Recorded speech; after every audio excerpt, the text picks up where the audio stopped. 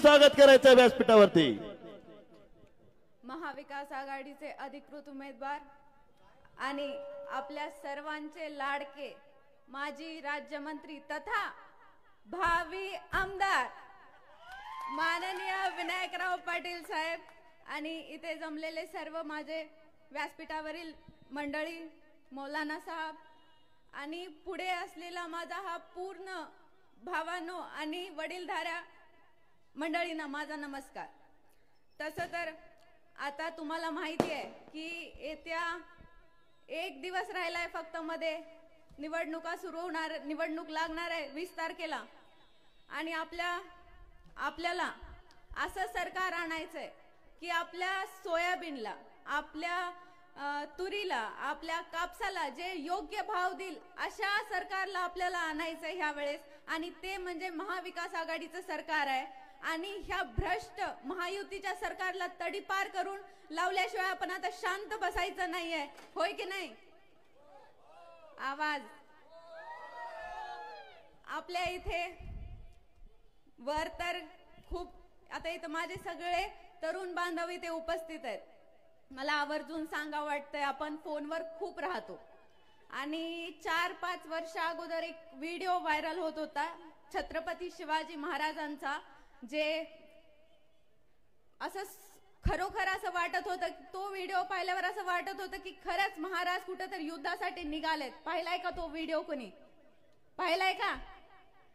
आणि तुम्ही म्हणजे शिवाजी महाराजांच्या पुतळ्यावर तुम्ही त्यांच्या पुतळ्याच्या ह्याच्यामध्ये तुम्ही भ्रष्टाचार करू शकतात। हे सरकार त्या पुतळ्याच्या कामामध्ये जर भ्रष्टाचार करू शकते तर हे सरकार आपण कशाला आणायचं? हे मी प्रश्न तुम्हाला विचारू इच्छिते की बाबा त्यांनी आपल्या महाराजांना सोडलेलं नाहीये, त्यांनी आपल्या जे आम्ही त्यांना दैवत मानतो त्यांना त्यांनी सोडलेलं नाहीये।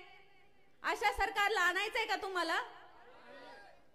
इथे काम जातीवाद ह्यांना काम म्हणजे मतदान मागायला ह्यांना आता काही उरलेलंच नाहीये की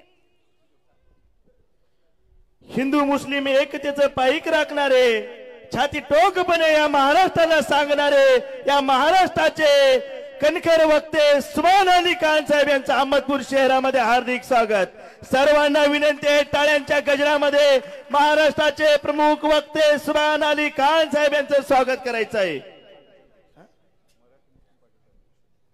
मराठा मुस्लिम पार्टीचे अध्यक्ष सुभान अली खान साहेब यांचं अहमदपूर शहरामध्ये हार्दिक हार्दिक स्वागत। ताईंना विनंती करतो आपण संबोधित करायचं आहे।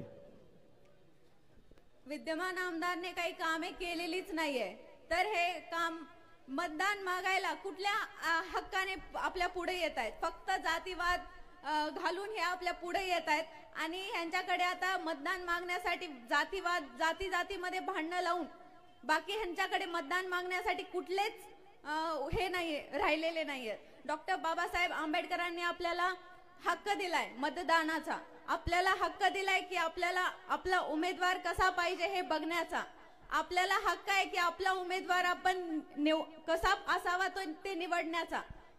पण आता आपल्या मतदारसंघात एक दमदपाटी सुरू आहे। मला कालच एक काका भेटले, मला सांगत होते की ताई आम्ही साहेबांचे कट्टर कार्यकर्ते आहेत, पण माझा पाहुणा त्यांच्या शाळेवर कामाला आहे आणि मला एवढा छळ देत आहेत, ते गेले 6 महिने झालं एवढं छळत आहेत की बदली करतो, हे करतो, ते करतो।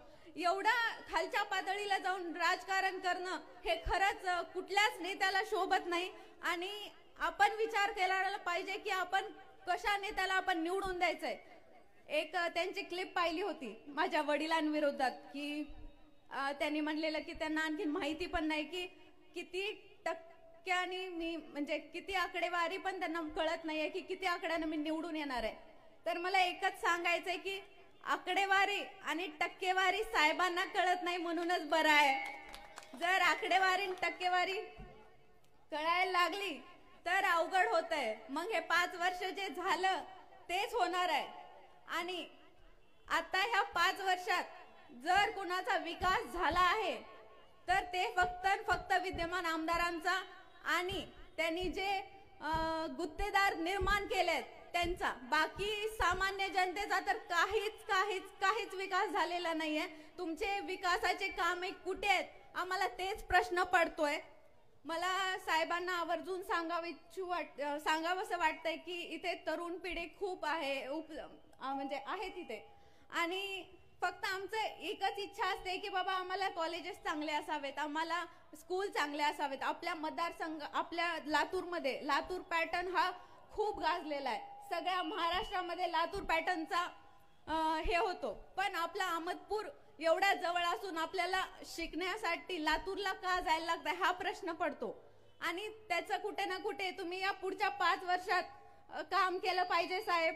आणि आता मी माझ्या थोडं वडिलांबद्दल बोलते की म्हणजे ह्या व्यक्तीला काय गरज आहे की त्यांनी मंत्रीपद भोगलंय, त्यांनी आमदारकी भोगली आहे, म्हणजे त्यांना असं नाही की मला आमदार होऊन बघायचं एक वेळेस, असं काहीच नाहीये. त्या व्यक्तीचं काय स्वार्थ आहे? त्यांच्याकडे कारखाना आहे का सांगा तुम्ही?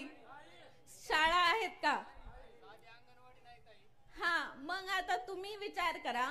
तुम्हाला शाळेचे अहमदपूर मध्ये मी जेवढ्या लोकांना भेटत आहे त्यांचे ना म्हणजे अक्षरशः 2-2 घर आहेत की बाबा एक लातूरला मुलगा शिकायला लातूरला राहतोय आणि आपण इथं राहतायत. त्यांची म्हणजे आई सोबत मुलगा राहतोय, वडील इथं काम करतायत. आणि तुमच्या शाळा हे कशासाठी आहेत? तुमचे कॉलेजेस कशासाठी आहेत? फक्त कर्मचाऱ्यांवर दमदपाटी करण्यासाठी? की फक्त कर्मचाऱ्यांना तुम्ही निवडणूक आलं तेव्हा त्यांचा उपयोग करून घेण्यासाठी? जे आहेत कॉलेजेस त्यांचे उपयोग करून घ्या ना. तुम्ही माझ्या वडिलांना काय सांगताय की माय करून बोलताय? तुम्हाला येत असेल तर तुम्ही बोला. तुम्हाला येत नाही का? तुमच्या तोंडात आपुलकी पाहिजे. त्यांच्यामध्ये आपुलकी आहे, त्यांच्यामध्ये माया आहे म्हणून ते बोलतात. तुम्हाला जर तेवढी माया असती तर का बोलला नसतात तुम्ही?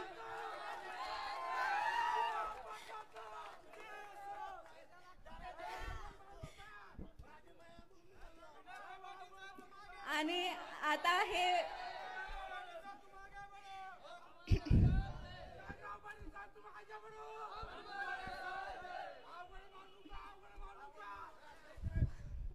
आणि आता मी फक्त एवढंच बोलू इच्छिते की या वडिलांनी कधी त्यांच्या घरच्यांचा विचार केला नाही, तेवढा तुमचा सर्वांचा विचार केलाय, तुमच्या एक व्यक्तींचा विचार केलेला आहे. आणि त्या व्यक्तीला तुम्ही सोडता कामा नये की बाबा मी सांगते की मी एका दिवशी म्हणले की पप्पा बस करा हे राजकारण, बस झालं आता हे राजकारण खूप पुढे म्हणजे एवढं भ्रष्ट झालंय हे सगळं सरकार वगैरे, तुम्ही बंद करा आता हे राजकारण. पप्पानी मला एक सांगितलं की माझा एक शेवटचा जरी कार्यकर्ता असेल मी मरूच तोपर्यंत त्याच्यासाठी लढणार. आणि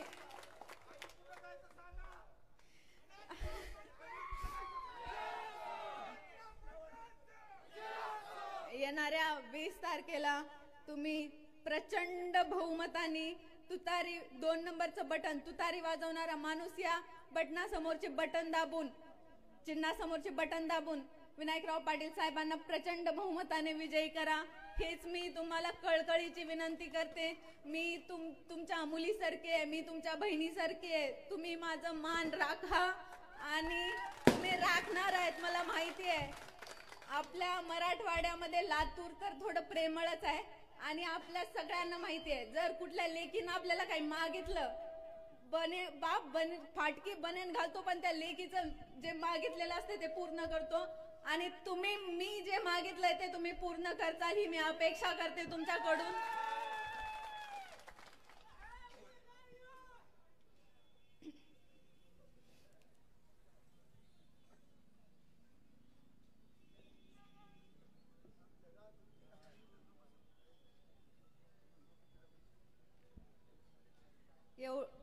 एवढंच बोलते आणि मी थांबते. जय हिंद, जय महाराष्ट्र. धन्यवाद ताई. सूर्याच्या आडवं एखादी ढग आलं म्हणजे सूर्याचं अस्तित्व संपत नसतं. आणि अहमदपूर चाकूर तालुक्याची साहेबावरची जी निष्ठा आहे ते कधीच संपणार नाही. ताई आज